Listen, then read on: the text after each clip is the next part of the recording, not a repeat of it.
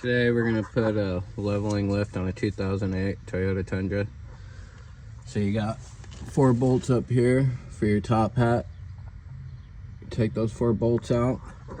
You got 1 bolt down here. It goes all the way through your lower control arm with the nut right here on the other side. Pull that out and you get your coil spring compressors. Compress the coil spring like this, pretty much. Grab it and it squeezes it together, and then you can pull your coil and your strut out.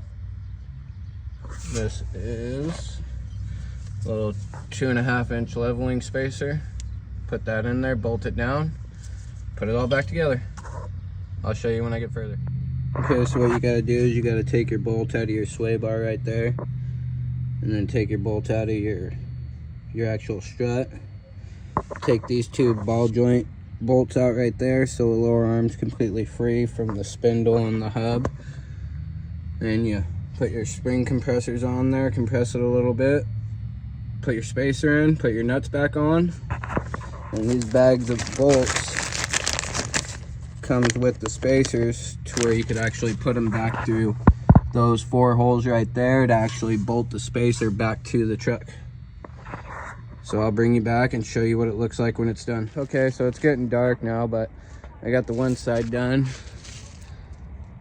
Yeah, I don't know if you can, yeah, you can see the spacer in there. But this is the difference. This is the spacer side.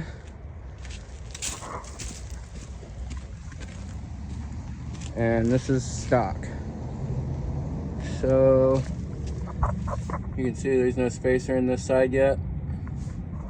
Yeah, we'll see what it looks like when it's fully done. And I mean, you could see the difference. So when it's fully done, I'll take another video and I'll show you guys. Okay, same thing with the passenger side. I'm on the driver's side now. Get your spacer in, tighten your bolts right here back down into your spacer. These are your nuts from your strut. Tighten into your spacer. You got to take your sway bar bolt out. The bolt right there for your actual strut. It goes through the lower control arm. And then you take your 2 7/8 bolts out of your lower control arm so it'll go down. And when you get your strut back into the hole, it's going to be pushed down a little bit. So the way I did it last night to push it back up to bolt your lower control arm back to your spindle, just used an old bottle jack right here, jacked it up, and it pushed it right back into place. I'll show you how I set it up in a few seconds after I get it set up. Okay, so that's pretty much how I put the bottle jack to push it back up. Sway bar bolts in. These 2 spots are getting pretty close, and I can get the bottom control arm bolted back up. Put the wheel back on it and go take it for a test drive.